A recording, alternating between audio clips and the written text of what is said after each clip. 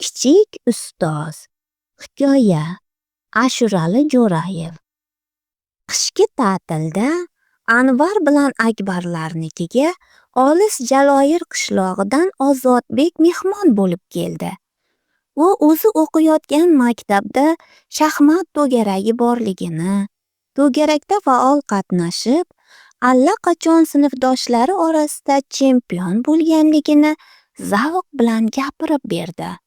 Hatto maktab direktori uni faxriy yorliq bilan taqdirlabdi. "Sizlarga ham shaxmat o'ynashni o'rgataymi?" so'radi u Anvar bilan Akbarning ham shaxmatga qiziqib qolganlarini ko'rib. Bu taklif aka-ukalarga ma'qul bo'ldi.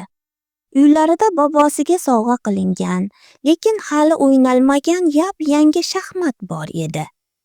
Ozodbek tengdosh do'stlari Anvar bilan Akbarga shaxmat o'yinini astoydil o'rgatishga kirishdi. U avval shaxmat donalarining qanday nomlanishini birma-bir ko'rsatib, so'ng donalarni shaxmat taxtasidagi kataklarga qay tartibda qo'yishni o'rgatdi. Yurish qoidalarini esa xuddi katta ustozlardek o'ynab ko'rsatdi. 2-3 kunda Anvar bilan Akbar kichik ustozdan shaxmat o'ynash qoidalarini ancha o'rganib oldilar. Biroq ularning o'yinlariga singillari xalaqit bera boshladi. Feruza akalari o'ynayotgan shaxmat donalarini taxtadan shartta olib, to'g'ri kelgan katakka qo'yardi. Agar uning qo'lidan shaxmat donasini tortib olsangiz, "Men ham o'ynayman!" deb yig'laydi. "Feruza, tegma!" deb katta akasi urishgan bo'ladi. "Sen hali o'yinni bilmaysan-ku, Feruza!" deb ikkinchi akasi tanbeh beradi. "Yo'q, o'yinni men ham bilaman!"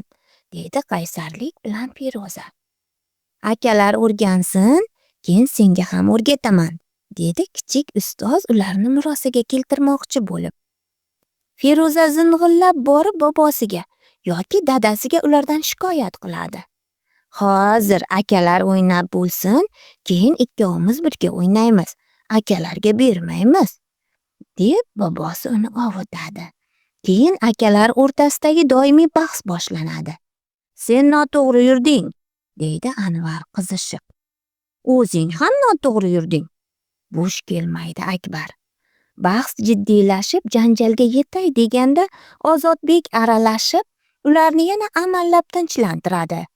Shunday qilib aka-ukalar o'rtasidagi shaxmat o'yinlari qizg'in tus oladi.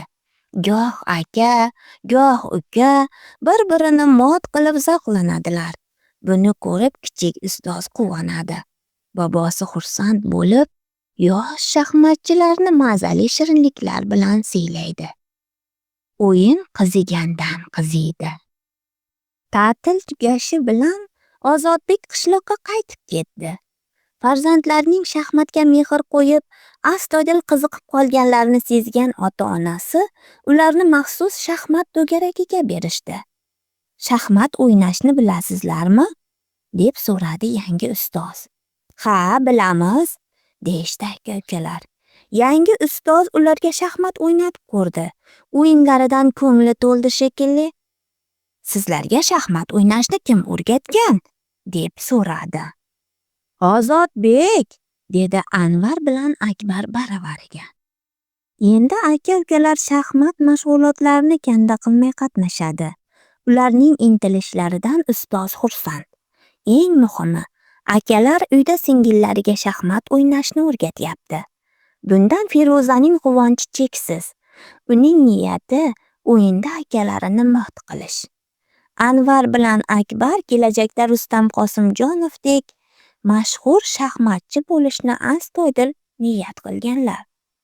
Ular orzulari ushalib, mashhur shaxmatchi bo'lganlarida ham kichik ustozlari Ozodbekni unutmasliklari aniq. Axir ustozni unutib bo'ladimi?